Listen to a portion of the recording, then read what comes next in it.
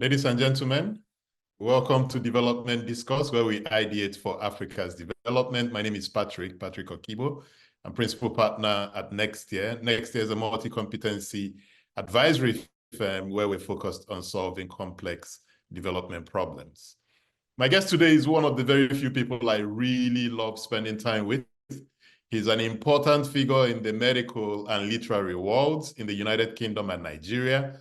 Born in Enugu, raised in Nsukka, University of Nigeria, Nsukka, did his secondary school at King's College, Lagos, and completed a degree in medicine in 1995 from University of Nigeria, Enugu campus.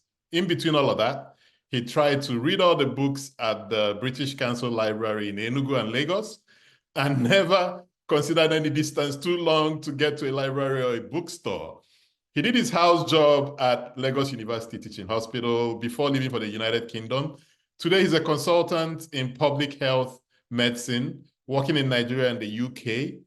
Most recently, supporting the government's National Health Service, the UK government's National Health Service response to COVID in Scotland. An honorary lecturer in public health at Imperial College. He teaches at Bristol University and the London School of Hygiene and Tropical Medicine. A 2007 TED Global Fellow. He and his wingman, Chikwe Ihekweazu, founded TEDx Houston, which became the gathering place for forward-thinking Nigerians, or Africans, in fact. We're yet to forgive both of them for shutting it down after a glorious 10-year run. He co-founded Nigeria Health Watch, EpiAfric, and earlier on in his career, the Abuja Literary Society. Ike Anya is an advisory council member at the Ako Kane Prize and is published in Granta, Huffington Post, The Guardian, Catapult, and Eclectica, and the anthology of essays by Nigerian writers on Nigeria of This Our Country is the title. He's the co-editor of the Weaver Bird collection of new Nigerian writing. He has an MA in creative nonfiction from the University of East Anglia. Ike, welcome. So thank you very much for having me on. Fantastic, fantastic. Well, first, let me congratulate you on your book, Small by Small, Becoming a Doctor in 1990s Nigeria. Brilliant book. I love so many things about the book. There was just so many laugh out loud moments. I guess that's why Chimamanda described it as a small miracle of a book. Yeah. And she says it entertains with delicious storytelling and leaves us feeling moved and satisfied, and all in a beautifully unhurried way. I mean, brilliant, brilliant. What is it about Nsukka that created so many brilliant storytellers? Achebe, Chimamanda, Chukwemeka Ike, Christopher Okigbo. Is it in the air in Nsukka? I think there are many theories about Nsukka and the people it has produced. And I think it has to do, well, I used to sort of say it has to do with Nsukka's setting. So you have a world-class, in many ways, world-class university in a very small place or town. And so you have the, if you like, the best of both worlds. You have that rural community. So growing up, I had a very cosmopolitan upbringing. I had classmates from Canada, Russia, the US, Poland, but there we were. So very, international, but there we were in this tiny town in the middle of nowhere. And so people in Nsukka are very versatile in the sense that you can flow with the high brow and you can also, chase lizards with the low brow, if you like. And I think that gave us something special that, for instance, people who grew up in other academic settings in big cities like Lagos or Ibadan did not have. I remember going to King's College and seeing the sons of other academics from other universities and the way they carried themselves. And I thought, so being the son of a professor is a big deal. Like, because because in Nsukka, who are you sort of posing for? There was no one to pose for. And I think, so I think that's one element. But I also think there's something about the war, the Biafran War, And the fact that Nsukka, rightly or wrongly, was seen as the intellectual powerhouse or arrowhead behind the rebellion. And therefore, on one hand, there was a determination not to allow that happen again. So there was this sort of stamping down on Nsukka.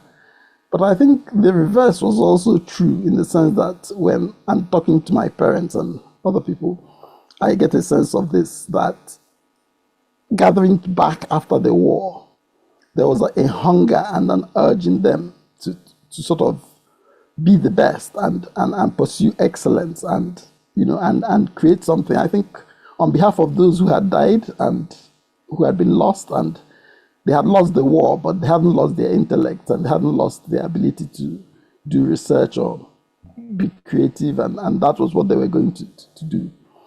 And I sometimes joke now that my parents' generation thought they were being sent to Nsukka to build a world-class institution, but that they didn't realize that they were sent to be an incubator for the Chimamanda Adichies and Chikwe Hekwazus and Ngozi Okonjo-Iwealas of that the world would need in the future. But there must be something about just growing up around such great people. Chinua Achebe, seeing your father, one of the most eminent, scholars in Nigeria, Professor Anya Anya, and Adichies and the Ndelis, Obiechinas, and so on. What did that do to the mind of a young person? What did that, now that you've had time to kind of reflect on that, what did it do to you that shaped who you've become today? I think it was an extraordinary childhood. We're incredibly lucky and blessed to have that kind of childhood because, these people you talk about as famous writers, famous artists, the Nsukka School, Obiora Udechukwu, Ichokeke, they were just uncles and aunties next door, or next streets, or people you saw in church. And so you knew they had this big outsized world reputation, but also you just knew them as uncle this or auntie that. And that helped, I think, demystify, fame or celebrity or achievement, and also I think perhaps made it accessible to you in the sense that, well, I can write. I can write a poem because Uncle Obiora writes poems, and Uncle Emmanuel Obechina writes poems, and Auntie Julie Okonkwo writes poems, and so it didn't seem other. You pick up Okike, the magazine that Chinua Achebe started, the literary journal, and it will be filled with short stories and magazines by names that were familiar to you as students in the university or as lecturers, and so I think there was that. But I also think there was that international aspect to it of, growing up with all people from all over the world and people who had lived all over the world. And, that opened the mind up in many ways. So many times when I was reading the book, like I said, many laugh out loud moments, I could relate with the stories. It was a story of my era. In fact, I said to a friend of mine, that just as Achebe captured With Things Fall Apart, an era, that late colonial era, I think what you've done with Small by Small is to capture our era, in the 1990s, growing up in Nigeria. What motivated you to write the book, and why did you choose the memoirs genre as a way to communicate your ideas? Okay, there's the short version and there's the long version and there's the real motivation and then what actually happened. So the sort of short version is that I grew up as a child always wanting, I read a lot as you've talked about, and I tried writing from very early on. I used to win competitions, and when I was about 10, I wrote a poem, a very bad poem now, I realized, that was recited by my class at a heady thing for somebody who is 10. And I always dreamt of being published, but by the time I got into medical school, I thought that dream's gone. Medical school and medicine is going to take over your whole life, and there won't be time to write books or anything like that. And and I had to resign myself to that. And I said, okay, you'll be friends of writers, you hang out with writers, but you will never actually write a book of your own. You might do some interviews with them and essays or something like that. And then Chimamanda Adichie, who had grown up living next door they had moved into the house next door, the Achebes had moved out of, and who was a close friend, introduced me to Biavanga Wainaina, who was the late Kenyan writer, wonderful guy. And Binge was launching his first book. One day I will write about this place in the UK. Yes. And he was coming for it, and he said, we should really hang out and catch up. And I know that the launch party is going to be so busy, we won't have time. So why don't you come to this smaller reading I'm doing for book bloggers at Waterstones Piccadilly. And, then book bloggers were sort of fresh and new, and they were like the Bookstagram or TikTok people now. And so, they would organize special readings for them to introduce books to them. And there, Biavanga introduced me to his editor at Granta Books, who had published his book, who was a woman called Ella Wakatama. And Ella was deputy editor of Granta Magazine and a publishing editor at Granta Books, and she had published Binge's book. And we ended up going to dinner, the three of us, this Zimbabwean woman, this Kenyan man, and Nigerian man, who all loved books. And we got to the restaurant at 7. We didn't leave till 1 a.m. at night. Wow. And you were just talking about books and all that. And it was an epic night. And when Ella was leaving, she pressed her card into my hand and said, look, your brother is not here, but you are, so we should keep in touch and do this again. And then 6 months later or so, she gets in touch and says, we are doing a Granta Magazine edition on medicine.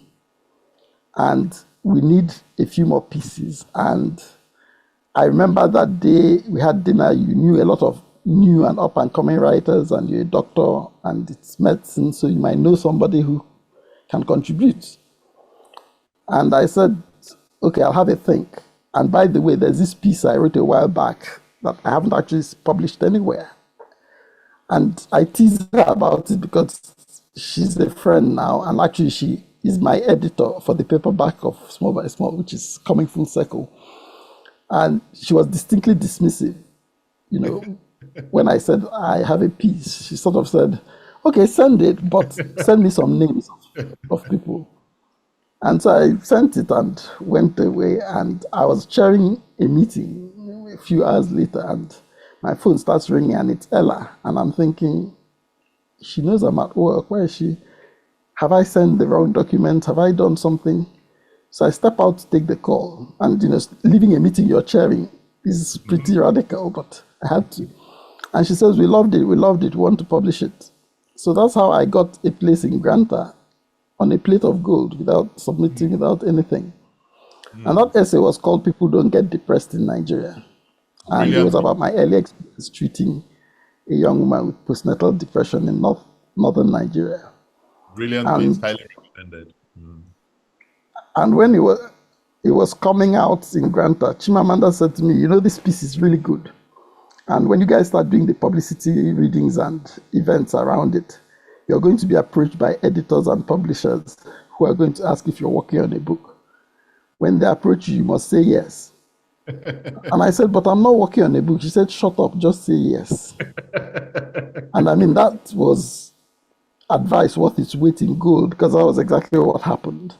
And so this book was really my attempt to, because by the end of that year, this was 2012, I had about 3 agents and 2 publishers who were interested in this book that didn't exist. And I thought to myself, people have written 7, 8, 9 manuscripts, and they can't get an agent to even read. And you have just 3,000 words in Granta Magazine, and you have all these people. If you don't do something with this opportunity, God will never forgive you. So I asked my boss for 6 weeks on paid leave to go off and try and write something that I could form the skeleton. And that's how I ended up going to Ghana, to Eburi, And for 6 weeks, and in that 6 weeks, I wrote 100,000 words because the stories just came pouring out. Because I think they had been percolating over the years. I'd been in the UK telling the stories at dinner parties, at conferences and all that. And yeah, and then it was a long journey from there because I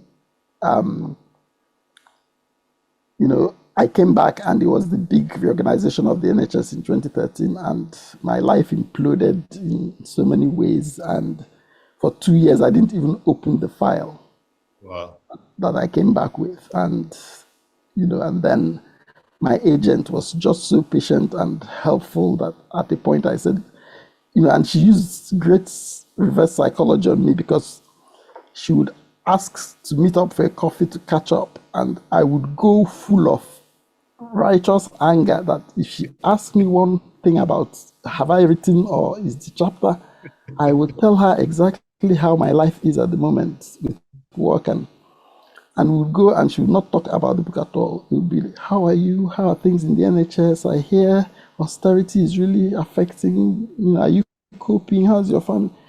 And a year of her doing that, I said to myself, this is a very busy woman with things to do. She's not buying you coffee because you have to give her something as well. And so, but in the process of writing it, I think I wanted to do a few things. One was to tell what it was like in those Abacha years and Abiola years, because I was seeing younger Nigerians who didn't know about it, sort of saying things like, oh, was it really that bad?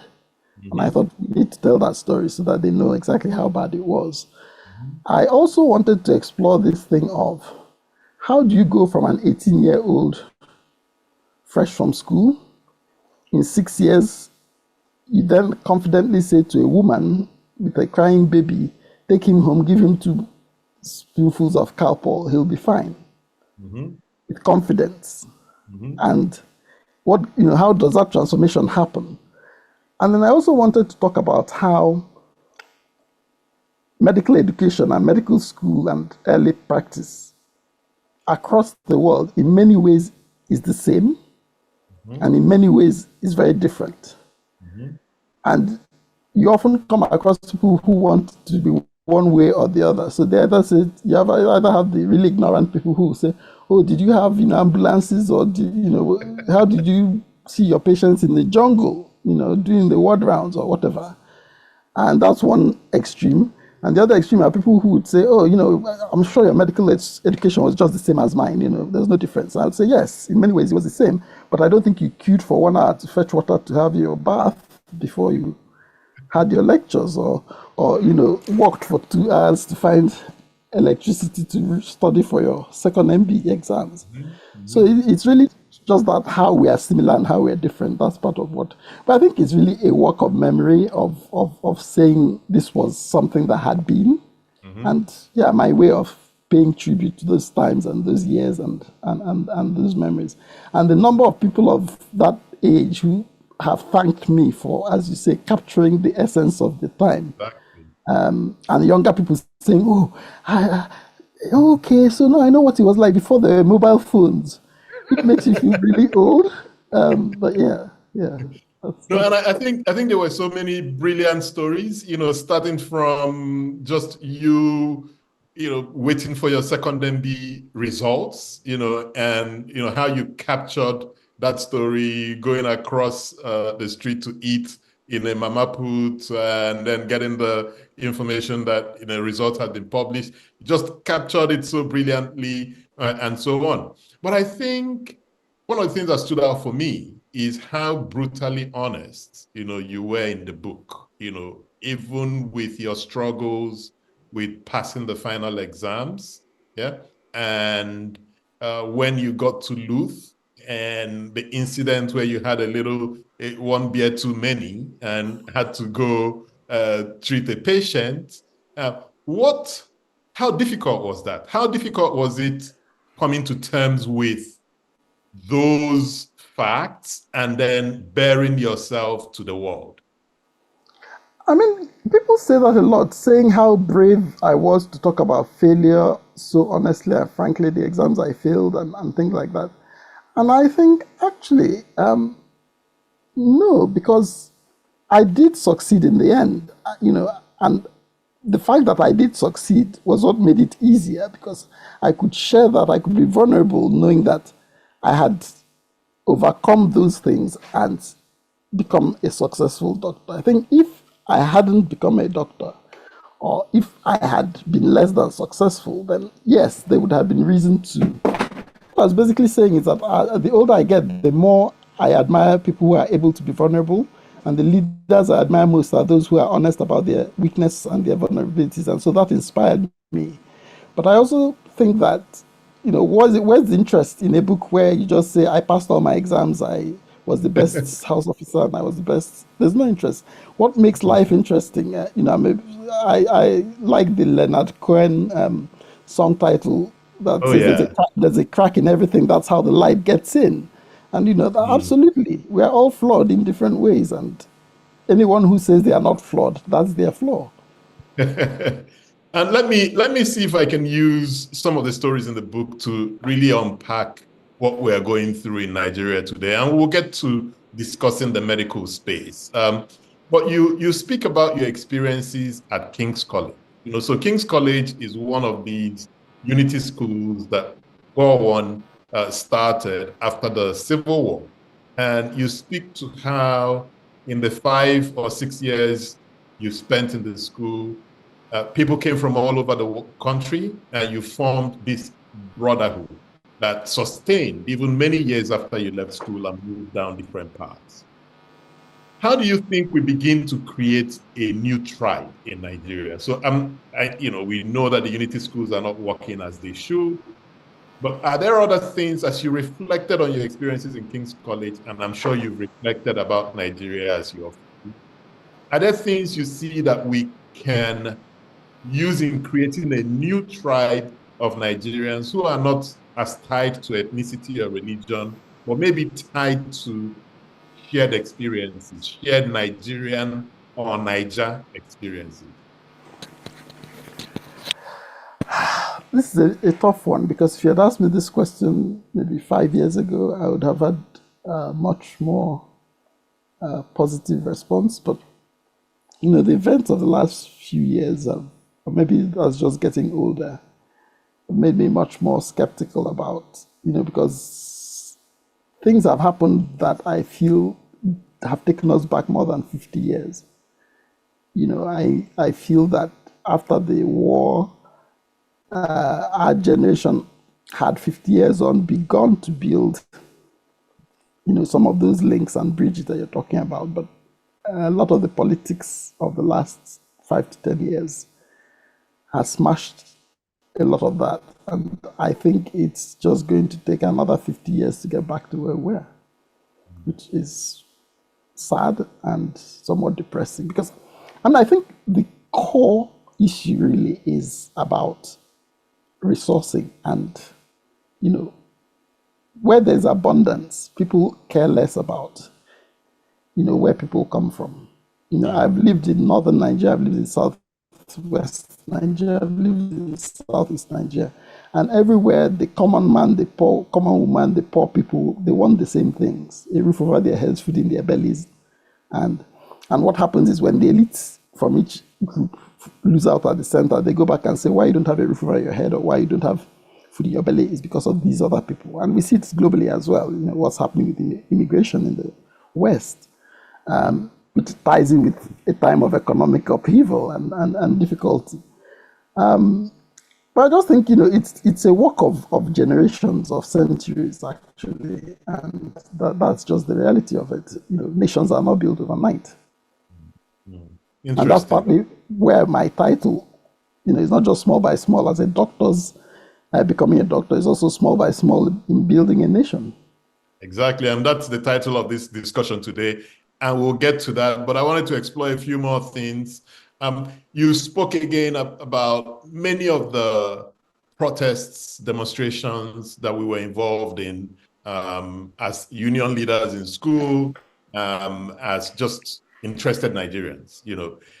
As you reflect on those experiences and you reflect on what the younger generation is trying to do today with EndSARS, End Bad Governance, are there some things you feel we should say to them that could help their struggle? Or are there some reflections you have that could be useful to people who today are trying to do some of the things we tried to do under military regimes when we were at that age?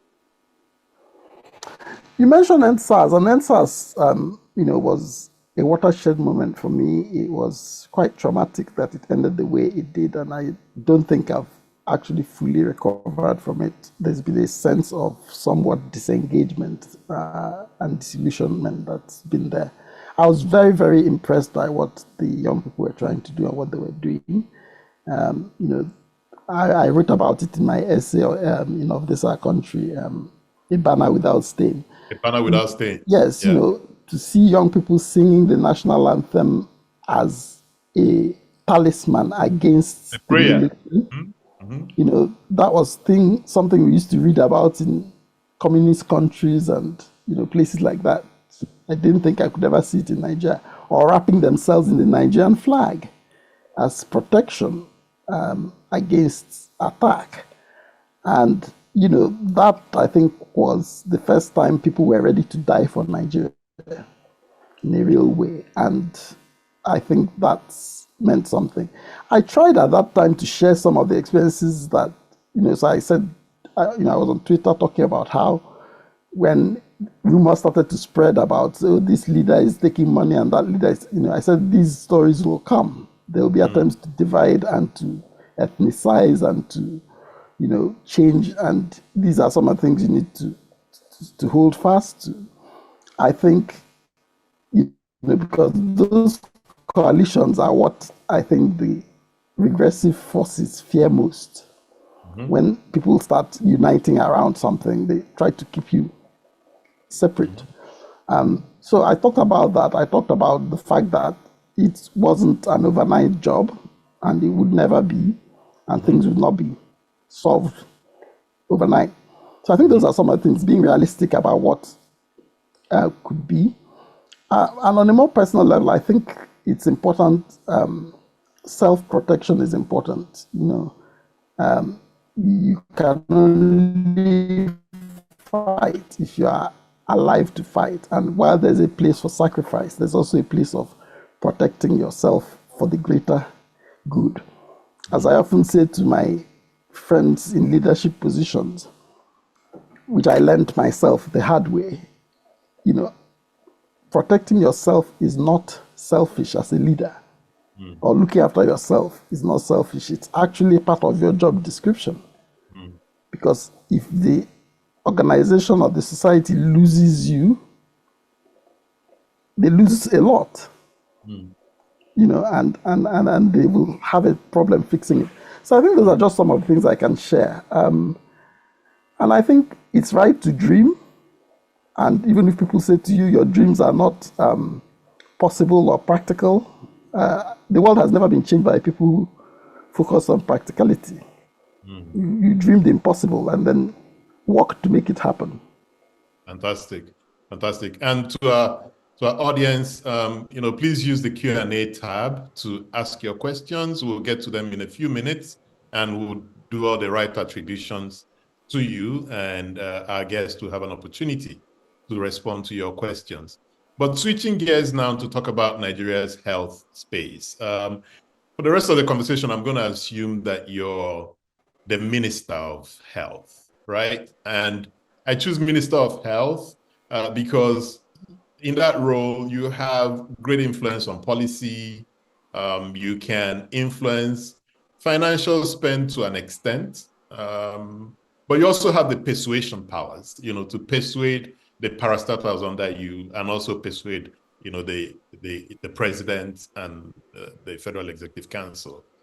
So when I reflect on the title of your book, which small by small, you got that from your grandma, Ma Breba, who says all good things are achieved nwayọ, small by small.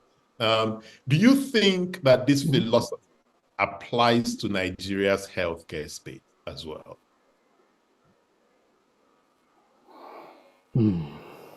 That's a big one. So First of all, can I say that the point... Let me couch that again. Let me couch that again. Yeah. So some people might think that the problems we face in the sector are so humongous that we don't have the time to deal with them small by small. Yeah. And we've made these efforts to do the big bang approach, you know, build a big hospital, et cetera, et cetera. So just opposing those two approaches, which one from your experience do you think we need to focus more on? I think it's still small by small, because even when you're doing the big bang, you've got to do the big bang in a way that is underpinned by small, winning hearts and minds over. If you just do the big bang without doing that legwork, it's not going to work. And so there is a place for radical transformation, but it's because the rot did not start overnight, so you cannot solve it overnight. Mm-hmm. That's the reality. And there are so many factors involved. But before I go further, I want to say that I think Nigeria is very lucky at the moment. The Minister of Health that it's got, because Professor Pate knows the sector very well, has been there before, has all the far more knowledge and intelligence and evidence than I have. And so, and from what I can see, is taking the right steps to begin with. But you don't work in a vacuum, and the reality is that we recognize that one of the biggest contributors to health is socioeconomic factors, and tackling that job at a time that the economy is in the state that it is in is a very challenging prospect, and so that's one of the issues. Across both the attitude of patients, the attitude of staff, the attitude of leaders, and I'm beginning to align with a friend's thoughts who says that, Nigeria is a country of 100 million or however many million people, all suffering from undiagnosed, untreated, and unmanaged post-traumatic stress disorder, largely brought on by military rule. Mm-hmm. And we assume that military rule was benign and is gone, and but the effects are severe and serious. I remember teaching a class at London School, and I was trying to illustrate to the class how, if they're going to work abroad, they should be conscious that some people had grown up in societies where, they couldn't question authority, and therefore, as a health worker, they would easily go along with what you say, whether or not they agreed with it, because that was their mindset. And I give an example that, of my first 30 years, only about 6 or 7 were under civilian rule. And a murmur of sympathy ran through the class of, oh. And I thought, who are they feeling sorry for? Like, that was... But when I got home and I was like, oh, actually, it's not normal to grow up under the military for so much of your life. And I remembered something you will remember if you're of my generation, and take them to the bar beach and buy them snacks and sweets to watch public execution of armed robbers. How do you... And the only reason that was possible, I think, was that the militarization of society. And we haven't really accounted for what that did to the psyche of the parents who were taking their children, the children who were being taken, and the children that they raised.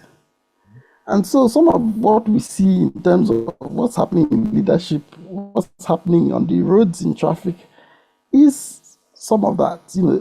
Even talking to other Africans, I recently had a conversation with a Kenyan writer, and he was, some of the things he was expressing, for instance, pity for Nigerian writers having to find windows of electricity to write in. It was absurd to him. Mm. And, I just took it for granted that electricity was a problem the whole continent suffered from, or lack of electricity was a problem. Mm-hmm. And it's not. So even other Africans view some of our things as very absurd, and we don't.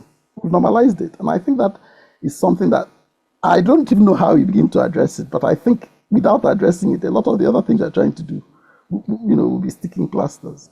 And just along the same lines of all of us suffering from PTSD, there is that great book about some Nigerian that all Lagos All men, the men in Lagos are mad.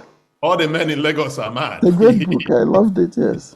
And I guess it's this undiagnosed trauma that could be reflecting in many of the things we do. In fact, as you spoke about the executions on Bar Beach, it got me thinking about what happened in the southern part of the United States, with all the lynchings that happened. When you read about the lynchings, you think it was against Black people. But prior to that, lynching was a spectacle, for the South. It was a form of entertainment. They lynched more white people, and people would gather in market squares. There's going to be a lynching today, and they show up and they have a great time. So it translated when the enemy now became the Black man, it was again another spectacle. And you can see that going forward. And that's why even in Nigeria today, you have sworn Democrats, whose first response to dealing with things they don't understand is to, castigate them and use state law enforcement agents to go after such people, instead of engaging in a dialogue, because we didn't grow up having a dialogue, you can even push that further. I mean, you remember the words. Go ahead. You remember the words with immediate effect. With immediate effect. As children, the military government would say, these people have been sacked with immediate effect, or this person has been appointed, to this with immediate effect. And that's not how societies run normally. There are processes. And it creates a problem because we are impatient as well. Because, I remember being in Ghana when I was working on my book, and for the first time in my life, I felt sorry for Nigerian leaders, because there was some scandal happening in Ghana then about the minister and corruption. And I got in a taxi and I was asking the taxi driver, what did he think about this? And he said, just shrugged and said, well, I don't know. And I thought, in Nigeria, 100 million of us have 100 million opinions on every single thing, whether it's what team, who should be played in what position for the football match, to what should happen with COVID and when lockdown should be imposed, and on and on and on. And trying to manage those 100 million opinions and still get, is a challenge. No, I hear you. My little Ghana story. So I went to Ghana in '95, December, and the big scandal then was that Jerry Rawlings' wife paid a state visit to the United States and bought a jacuzzi, right? And the jacuzzi cost $10,000. She didn't buy the jacuzzi company. It was a big story. She didn't buy the jacuzzi making company. Coming from Nigeria, where we just finished a riot on, if you remember, the news that Ebony magazine had Miriam Babangida on the cover, that she was one of the richest women in the world. I just opposed the Miriam story and the jacuzzi, and I thought it was a laugh, but it really speaks to the nature of the society that, newspapers were focused on an accusation that the president's wife bought a jacuzzi.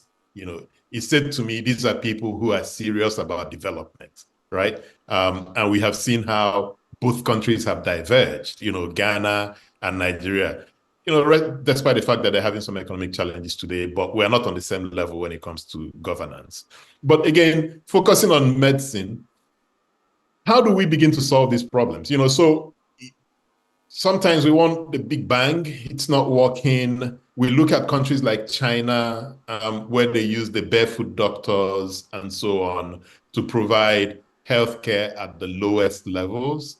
I saw a study the other day that none of the primary healthcare centers in Nigeria offers all of the services in the World Health Organization, SARA, rankings. So shouldn't we, it's sad to say this, but shouldn't we go back to probably the beginning and focus on using matrons and trained nurses to provide healthcare at the rural levels and build back up from there. Have you reflected on this, and what are your thoughts? And I think we should learn more from places that are doing things right, not necessarily Britain or the US or, but Ghana, and even in Nigeria, states, the state with the lowest immunization rate should look at the state with the highest and ask, what are they doing differently? And how? How can we apply that? Because that's a more practical thing to do than, trying to get to the US or British standard, which will just become disillusioned by and probably might not be appropriate. So I'm very much in favor of that. I think that we should use technology more. Most health workers now have smartphones, even at the rural level, and that means that you can standardize treatment and you can audit what treatment is being given. So if you say this is how a 5-year-old with malaria should be treated, you can have an algorithm that takes everybody, whether you're a pediatrician or a rural worker, through the same steps. And where they don't, it's recorded that they did not follow that step. And you can audit and ask, why did you not treat that child according to WHO standards? And sometimes there will be good reason for that. But I think, we have a growing tech sector in Nigeria, and we haven't really tapped into that, I think, in terms of some of these things. Talking about basics, I was impressed with Lagos State, for instance, over the years, how they have, very simple things. When I was leading a simulated exercise of an outbreak in West Africa, which was focused in Lagos, and we were designing the simulation, and I said to the Lagos State Ministry of Health people, ideally, I would like a list of all the health facilities in the state, from the smallest in the slums to the biggest, but I know you don't have it, so what would you have? And they looked at me like I was mad and said, we have them. We visit them every week because we have community health workers, going there to collect the immunization starts every week. Now, that's something that the outside person might not see in terms of health care and the change. But to be in that position, it means that Lagos State can send a message to every health facility in Lagos when it wants to. And that means it can control outbreaks better. It can, there's a lot. And collecting those data and keeping them up to date is not easy. How were they able to do it? What do you consider to be the differentiating variable here? Is it the human beings, who were put in place? Is it that they had the right governor who paid attention to it? Is it that they had a right model, financial model that profited someone? What is it? So you've told us the end point, but what is it that got them motivated to do it and to keep doing it? Because states need to understand that to be able to do the same in their states. I think it was a combination of factors. So I think there was the fact that the current president, when he was in Lagos State, had some, whether it was his or was created by a team, some kind of vision about what he wanted to do differently. And so this was part of that bigger picture. Because it wasn't just in health. I visited the control center in Alausa, which was stunning, where they could, more or less, they had contacts with all the street chairmen in Lagos. So again, they could reach Lagos communities very quickly. That was built up painstakingly. So I think there's got to be a vision. People who say this is important, back that vision up with financial and not just financial, moral support that says that to people. And I think when people begin to see the impact, because I could see the pride with which the Lagos State Ministry of Health people talk, like we are not like other states. You begin to take pride in what we do. And I know from having built up, things like Nigeria Health Watch, I remember our first or second, I think it was the second Future of Health conference at the Sheraton Hotel in Abuja. And one of that team was talking to the Sheraton staff. I just overheard this. And the Sheraton staff said something, she had asked for something, and the person from Sheraton said, everybody that does conferences like this is how they do it. And she just said, that's not how we do it at Nigeria Health Watch. And I was so filled with pride because we had not at that point said to them this, it was more something she had absorbed. And I think that came through. So you need that. And then the other thing in Lagos was they had, of course, the stability of a commissioner for health who was there for a long time, unchanged, Dr. Jide Idris, which meant that he could keep his policies implementation going for a while, not having the chopping and changing that happened. But I think that also took leadership that recognized the work he was doing and the importance of keeping him. And we don't always have that.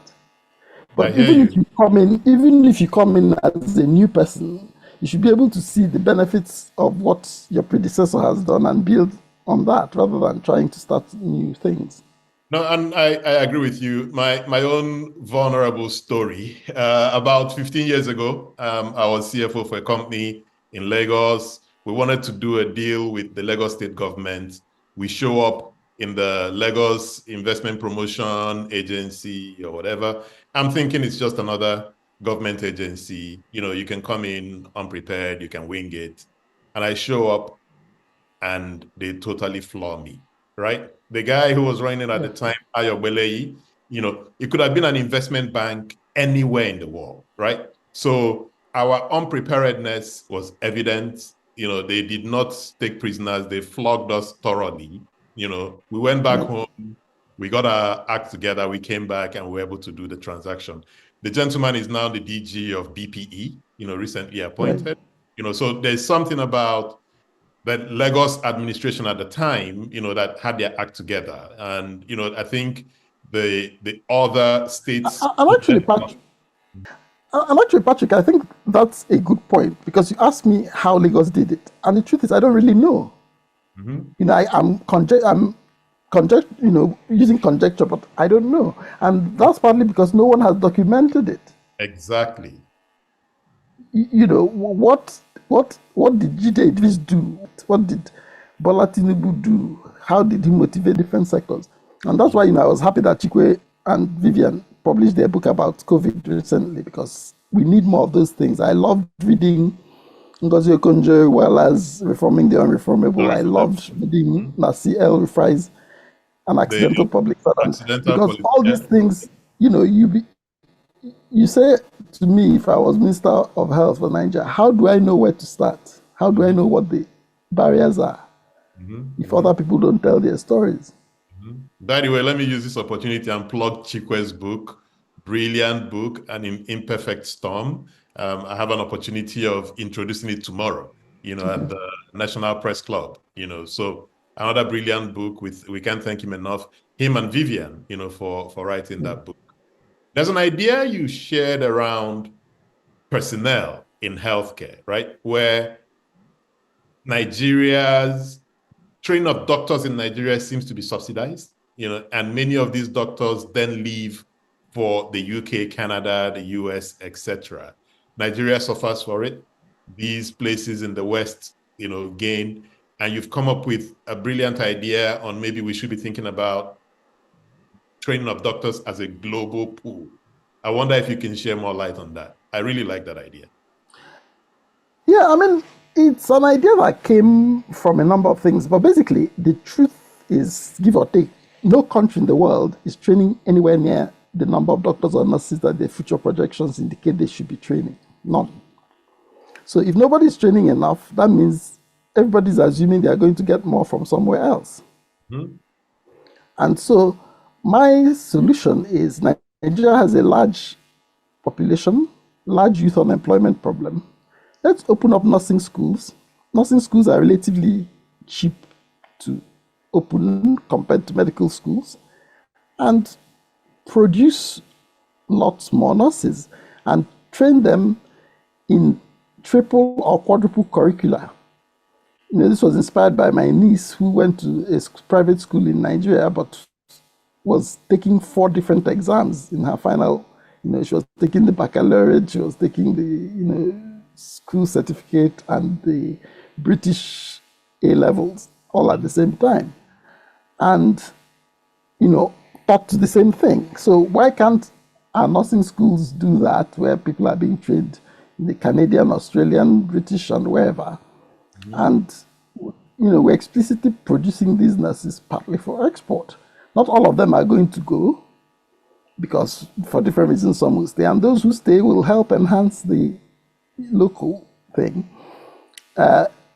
The world is desperate for more nurses. People say this is exploitative, but actually it's not, because what is worse is the current situation where we pretend that Nigeria is training nurses for its own use, and after a year, 200 of the 250 trained have left.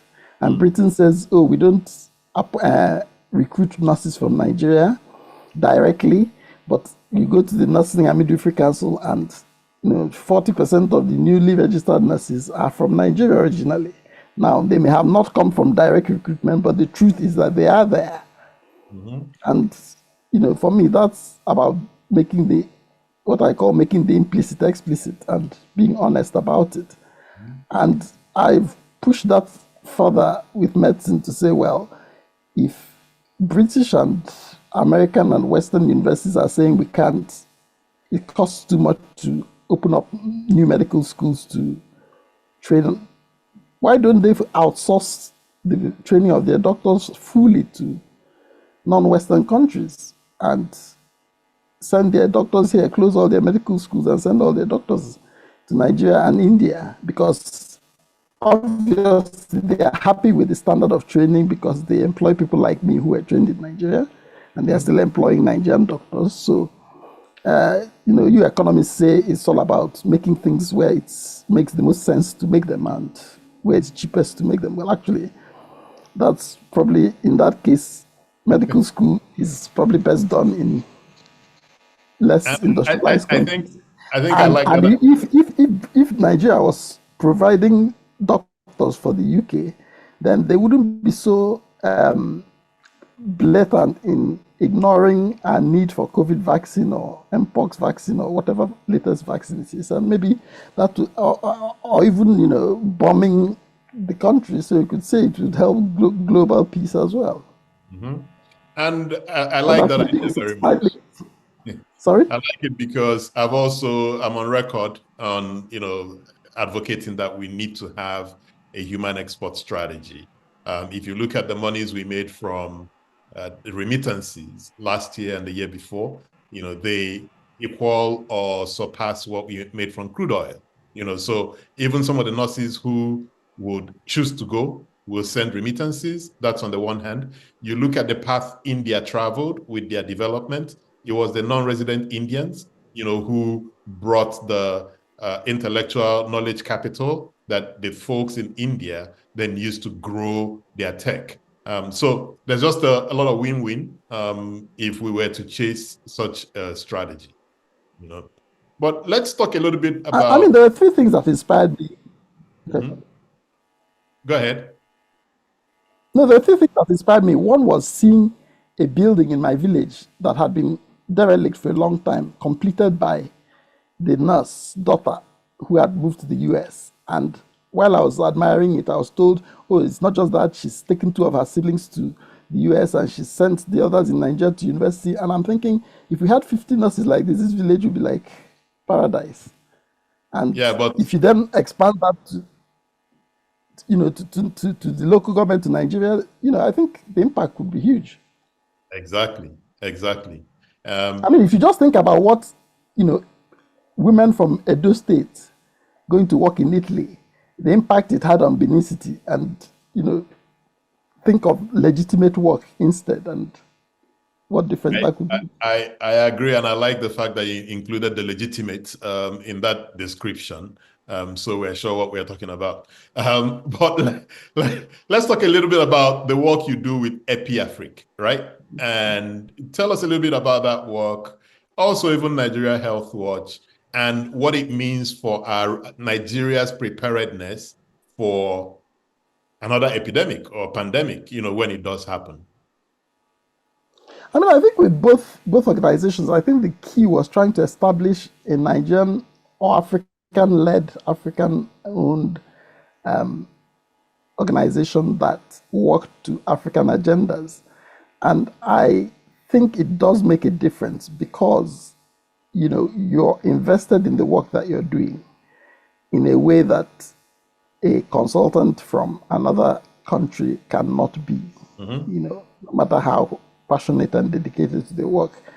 And that makes a difference because I know, for instance, I remember having contracts brought to us where I pushed for a change so if someone came to us and said, we want to spend $1 million on building, a school for girls in this area, I could say, actually, with that $1 million, do you know you could solve this vaccine problem across the whole of Nigeria and, do that. Most other consultants wouldn't bother because their brief is to deliver what the client wants.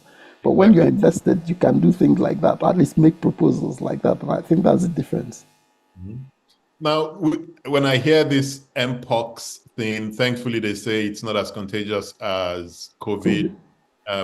I cast my mind back to how we handled COVID. And maybe because I just finished reading Chikwe's book and I'm writing up, the speech I'm going to make tomorrow. But I then ask myself, what have we learned from how we handled Ebola, how we handled COVID? Where do we find the confidence that if this Mpox really hits Nigeria, that we're going to survive? Or are we still relying a lot on luck? And very soon that luck will run out. What should we be doing to prepare better to hedge against these epidemics and pandemics? I mean, to be fair, a lot has been done, and we've come a long way from where we were. And part of that is even just, and the successes of COVID in some ways were built on the successes of Ebola. And some of the early work I talked about in terms of emergency also relied on that Lagos State infrastructure and model that was there. But you need to have continuity, you need to have progress, you need to have a recognition of those things. And you need accountability. Because, people often want to do the right thing, but are driven by other factors. And if there's no one or nothing pushing them to do it, they're not going to. And I think accountability is one of the biggest problems we have in Nigeria. And that's partly why we established Nigeria Health Watch. And I think, we need more of those kinds of organizations where, basically where you don't have that Nigerian idea of, I will do this and nothing will happen. Impunity. When people know that something can happen, no matter how small, it changes how they behave. And thank you for the work you guys do at Nigeria Health Watch. We follow it. It's impressive work. I'm going to switch to questions from the audience, and we have one from Ugo Ubabi. And, he wants to know, was the training in UNEC, University of Nigeria, Enugu campus, medical school, the critical component that got you to where you are today? So in answering that question, think about all the young people in Nigeria, who want to be like you, what are the components of your life that you think shaped and got you to where you are today? British Council has to do something with it. It does, but I think, you're meeting the first lottery that I won, which was being born to my parents. And exactly. It's not something I can give anyone else. But I think, even if I've seen people who didn't have those benefits who are surpassing me in terms of what they've been able to achieve. And I think part of it is being able to dream, being able to do the hard work and take things small by small. A lot of people want things overnight. You talked about, TEDx Houston, Nigeria Health Watch. All these things did not start, with me. People come to me and say, I want to do something like Nigeria Health, a blog for many years, very randomly, very difficult. The first TEDx Houston, we nearly went broke over it. We used our own credit cards to fund it, and there were just over 100 people at it. And I think that idea of building slowly towards something, And what I often say to people is, if you have a dream or a vision, start wherever you are, with whatever you have, and with whoever you can. So if you say you're passionate about, female education, just start having coffee every Sunday with 3 friends who are also passionate about female education. And you can put 500 naira towards buying a book prize for a girl in a school. And with time, more people will join you, and more, you'll be able to do more. Mm-hmm. Mm-hmm. We have a more of a comment from Pat Iruke, and he says, for me, it is not all about learning from countries that are doing well, but how do we change our mindset and be patriotic and allow our personal interest not to override our sense of humanity. Corruption should be addressed if we must make profit in any sector of the economy, including the health sector. Do you have any response to that? I mean, I think there's corruption everywhere. If you doubt it, go and look at Britain's accounts of money spent during COVID and the forensic accounting that the New York Times did on it. So corruption exists everywhere. What prevents it is the systems in place, not the inherent goodness or badness of anyone. And that's part of where the accountability and some of that comes in. I have held positions in the UK where I held budgets of billions of pounds. But even if I wanted to, I could not touch 5,000 pounds of that without, alarm bells going up and down. So if I was inclined that way or not, I couldn't. And that helps keep me on the straight and narrow, as it should everywhere. Mm-hmm. And I think it's just as a people making it difficult for the leadership to continue to build a system that supports corruption. I think it's once we get to the point when we realize as individuals that corruption is a big thing, right? Because I'm not sure we've accepted it as individuals. I think we say corruption is bad when we are not benefiting. But once your brother or uncle is appointed to a position, you jump forward and then want to enjoy all of those same things that other people were enjoying. So we haven't, as a people, said that we don't like corruption. The day we say that, then we can begin to solve it. So, but that's my little spiel. Yeah. I have another comment from Lande Abudu. The vulnerability that came across in the book made it relatable. It is important to share the falls as well as passes or wins. These show the realities of life's ups and downs. I thoroughly enjoyed the book. Yeah. So I think it's thank you to Lande, and thanks again for joining. Let's switch a little bit, Ike, to the literary scene in Nigeria. You're a constant feature in the literary space, both in Nigeria and the UK. What are you most impressed by today, in the Nigeria literary space?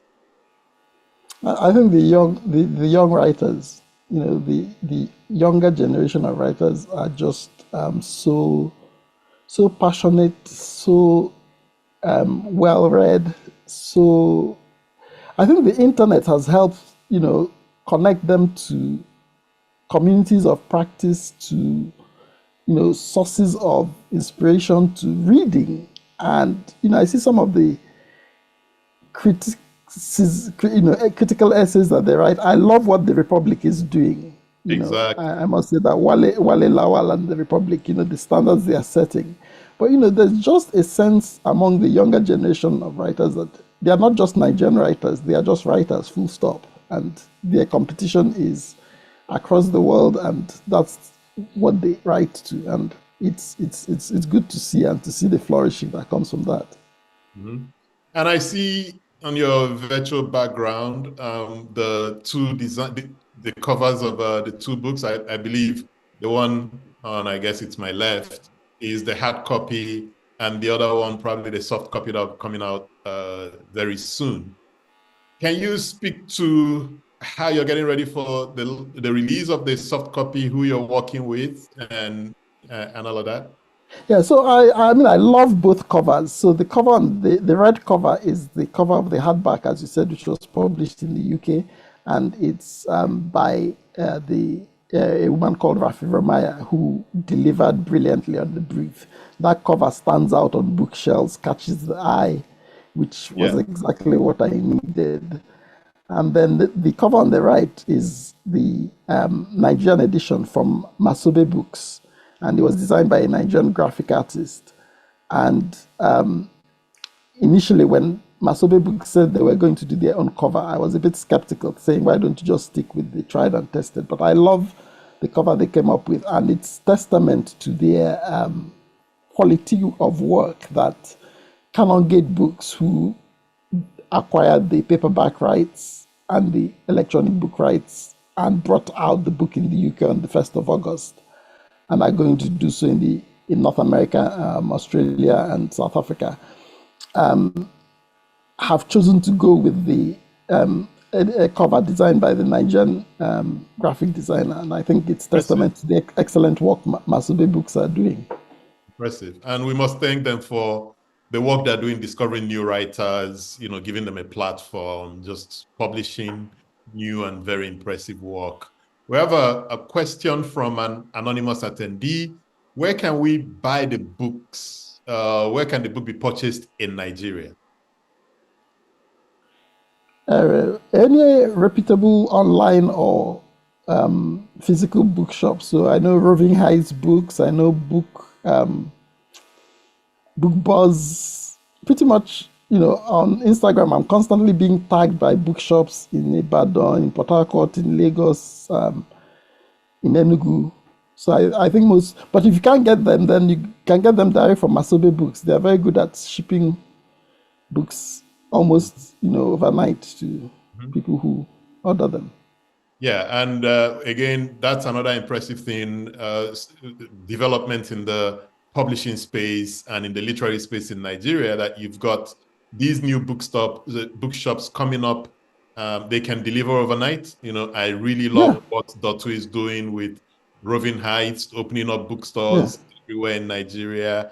I mean, we're told bookshops couldn't make money in Nigeria and went a viable business, and people like me just accepted that was the case. And I go back now, and there are bookshops, all over everywhere. And exactly. And it's not just in Nigeria, because I get tagged as well by bookshops in Ghana, Kenya, who have got the book in stock, and I'm really happy and pleased about that.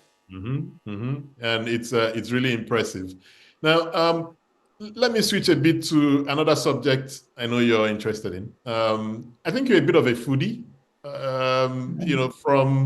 From the launch I had with you back in 2017 at Ikoyi, London. I went back just last night to reread the piece I wrote on it, and I found it quite fascinating. To the evidence from your book, the various food scenes in your book.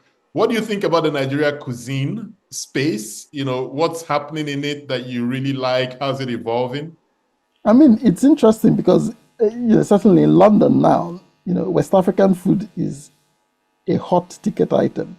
And I think I predicted to you when we met in 2017 that people like Ikoyi were blazing the trail.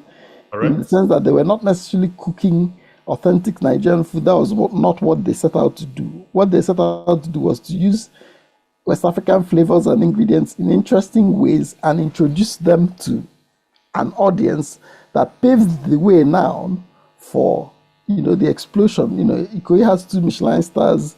The recent Michelin guide to fine dining, has, I think, 2 other West African restaurants in London on it. And you have a variety of, from, basic good restaurants to fine dining to middle of the road. Everything you have is there. And, I heard there was an Egusi challenge on TikTok that led to Nigerian restaurants in London, witnessing an influx of people wanting to eat Egusi soup. And in that way, that introduced them to it. And then, of course, there's the work of...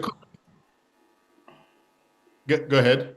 So there's the work of people like my friend Linky Wake at Pitanga, who just loves Nigerian cuisine and is such a great ambassador for it. go to the restaurant and you don't like anything on the menu and she finds something to rustle up for you because she's so keen and enthusiastic. I've seen her do that so many times. And now so many celebrities say it's their favorite West African restaurant in London. So she's getting there, from Idris Elba to everyone else. Yeah. Yeah. And she's a great person to follow on social media. Absolutely. She chronicles her I keep asking her to write. Well, I say she doesn't need to write a book. All she needs to do is collect all those essays she's written about her day at work. Exactly. And copy and paste it. That's a book. Yep. I agree with you. And the New Yorker, I think the New Yorker did a profile on Nigerian food a few months ago, including some pop-up food vendors in Brooklyn that make fantastic akara, moi moi, pap, all of that. So I think Nigeria's cuisine is finding its day in the sun. Yeah. We have a comment from Minimi Oseji. He said, I enjoyed Small by Small so much, I did not want it to end. I didn't want it to end myself. And his question is, are there any plans to make it into a movie? And in trying to answer that question, let me ask a second question, which is there going to be a sequel to it? Because it just feels like there's so much story that you haven't told yet. So, on the question of a movie, you're not the first person to say that. A few people have said that, and I'm not a filmmaker. I'm not in that world. So, if you know people in that world and you think so, please tell them. I'm ready to take calls.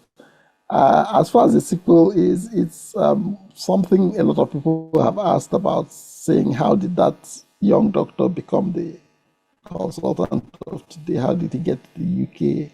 And so on and so forth. And so that's something I'm working on as well. But I'm also working on something about my grandparents, which I don't know. We'll see what emerges. There's a question from Edward Ihejirika. Is there a new knowledge or innovative approach to make healthcare work better, either from the demand side or the supply side in Nigeria and for Nigerians? I mean, I think there's something about quality. So I often say that every Nigerian, whether you're a chief executive officer or you're his driver, you're all paying more for you're paying for less quality healthcare than your money should entitle you to. And so there's something about trying to standardize and improve the quality of, if you like, from the patent medicine dealers who mix meds to, the five-star hospitals that, go beyond just the outward way they look to actually the outcomes that they produce in terms of health. How many people, what's your operation success rate, what's your, cure rate for different diseases. And I think there's a space for sharing that knowledge, because with the internet and social media, that's very easily done. And it takes someone to do that, whether it's a regulator, as has happened in other parts of the world, or somebody smart and innovative that can show that hospital X has better outcomes than hospital Y, and therefore you're probably better off going to hospital X. Mm-hmm. But I think the point you made about just documenting how places like Lagos were able to do it, I think it's a missing gap. It's a gap in our knowledge base, and it's something that needs to be plugged, something we'll take to heart. Just to document how people who got it right, right, and many other states can probably copy or leverage to do theirs. Go ahead.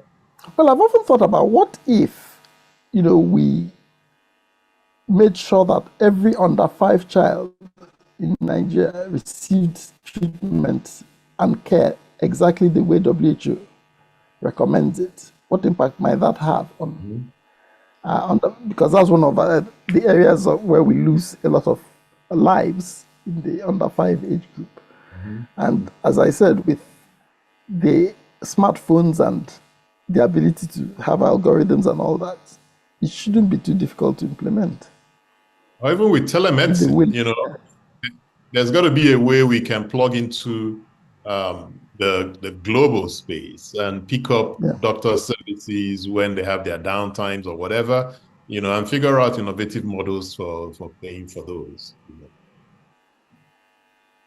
But let me switch gears a little bit and talk about some of the great books you've read. What did you learn from reading Hilary Mantel?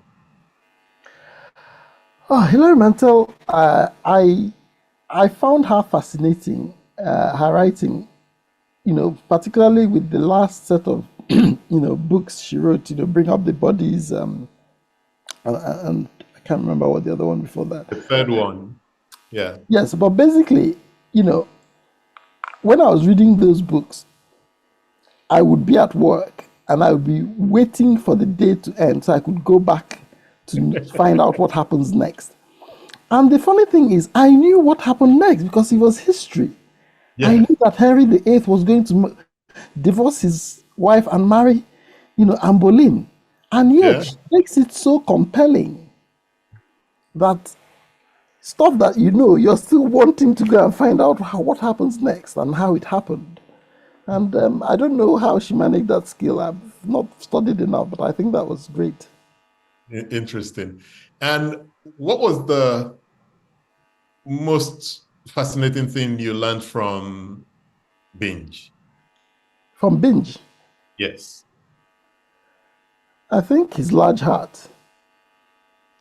He was just such, when we had his memorial in London, the number of people who said, he had forwarded their work to this agent or this publisher or had encouraged them to do this or had even sent them money to do something.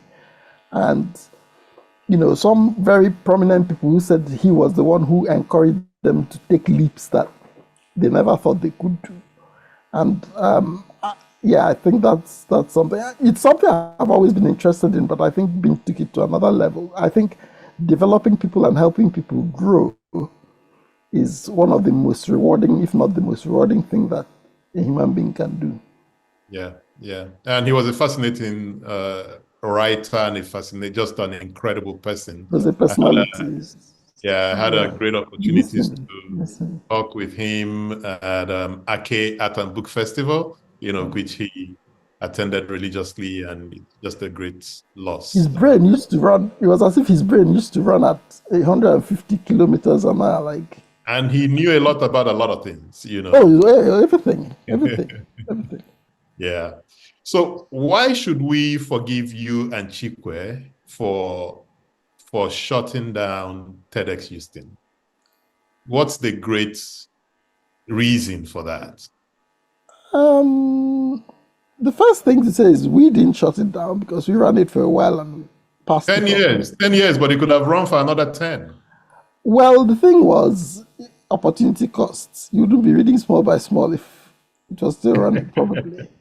And, and also there was something about, sustaining the soul and the spirit. And it was, the people admired what we did, but it was very difficult to back that admiration with funding or support for funding and sponsorship. And, that was very draining to experience. And I think that's fine, It's better to do 10 good years and leave when people are asking for more than trickle down and people start saying, oh, if you knew when TEDx Houston was TEDx Houston, that's when it was something. And, it's also this sense of, I'm very much, the older I get, the more I'm interested in impermanence. Things don't have to be permanent. There's a seasonality and there's a movement. Something else will emerge. And from where it will emerge, and if it is needed, something will fill that gap. TEDx did its work, has done its work, is still doing its work through the videos and talks and connections that were built. And the community, my book launch in London, the TEDx community turned up in, force, and they were there. And that's testament to the sense of community that was built then. And we've never lost that. Mm-hmm. Are you still reading hard copy or have you switched to tablets? I do both. It depends, so if I'm on a train or something and I don't have, my hands are free, I'll read on my phone or my tablet. But there's nothing like I was at a book launch yesterday for Irenesen Okoje's Kurandera, and, touching a fresh new book with, There's and the something smell, about it. and the smell, there's something, yes, and the feel. There's There's something always about something, yeah. it. Yeah. And what are you reading now? What's on your nightstand? What's on your tablet? I'm reading two books at the moment. I tend to have more than one on the boil at time. So I'm reading a book by T.C. Boyle, who's an American writer, who I think should be better known. I've read and loved lots of his books. He does a lot of writing about historical characters in contemporary ways, and making fictionalized versions of their lives. And so I'm enjoying one he's written about a very wealthy man who, in the 19th century, has, I suppose, an obsession with sex with women and sort of how he's treated. He's locked up in this sort of asylum and has nurses looking after him, and that's quite interesting. And then I'm also reading Jonathan Franzen's Freedom, which I bought when it came out about 10, 12 years ago and never got around to reading. And I'm reading it at the moment and loving it. And actually, I'm reading three things, because the third one is a book in draft that a young writer sent me called Men Like Trees. And it's by a young writer who was in one of Chimamanda Adichie's, and it's like a coming of age story of two girls' friendship in Ibadan, at school in Ibadan, and how they grew up. And yeah, it had echoes of Purple Hibiscus in some ways, but it's a really, it's a good book. Her workshop has, really discovered a lot of writers. It has. And you see, I think those are the little ways in which you can make a difference in terms of what I'd say about developing people and all of that. Because if you look at the output from that workshop and the impact that they've gone on to have on the world of Nigerian writing, exactly. That's immense. Let's get one more question in from Edward Ihejirika. What would your approach towards the health-seeking behavior of Nigerians be, in view of the fact that even when you incentivize the demand for healthcare, either through free health programs or just outright insurance enrollment, people still oftentimes run to the chemist as the first point of call? So my starting point with that is something I always remind my public health colleagues about when we're talking. I say people are not stupid. So what we need to do is to understand more from people why it is they do that. What is it about, the free healthcare that, because there must be something driving it. Nobody makes decisions in a vacuum. And, so people say, oh, we built a hospital, but they won't come. Or we've provided, malaria tests and they won't use it. And I'm reminded of, a brilliant professor of social science at the London School of Hygiene I had, who said that to be a good public health person, you need the hard sciences of epidemiology and statistics, but you also need the soft science of social science and qualitative research. And she would say the best randomized control trial in the world can tell you which drug cures that disease, but it will not tell you why patients will not take it the way it is prescribed. And I think that's where we haven't done the work of trying to understand why it is people do that. And I think there's something, generally speaking, I've been thinking about culturally, how we are taught medicine, how we communicate in health, both in terms of telling patients what's wrong with them and all of that. Because a friend of mine suggests that maybe sometimes doctors need to be more dramatic in the Nigeria, like, Oga, if you don't go and get that, this medicine, you are going to die, rather than be measured, okay, so go and take this to, because it's a different culture, and maybe culturally there's something different about how we perceive risk and what that means. Interesting. And seriously, should we be expecting a sequel to Small by Small? I suppose the short answer is yes, but remember 10 years, 12 years ago, people said, "Are you working on a book?" And Chimamanda said, "Say yes," and I said yes. So bear that in mind. That yes doesn't mean tomorrow or the day after tomorrow. Excellent. Ike Anya, thank you so much for this chat. As always, I totally enjoyed it. And for everyone else who's joined, thank you for joining us once again. And we will be here in 2 weeks, Wednesday, September the 4th. And my guest will be Dr. Sam Amadi. And we'll talk about creating a new development agenda for Nigeria. Ike, thank you so much. Thank you very much. Thank you for having me, and thank you for joining everyone. I enjoyed this. Thanks. Thank you. And keep up the good work Nextier is doing. Actually, this is important. Thank you. Thank you, Ike. Thank you very much.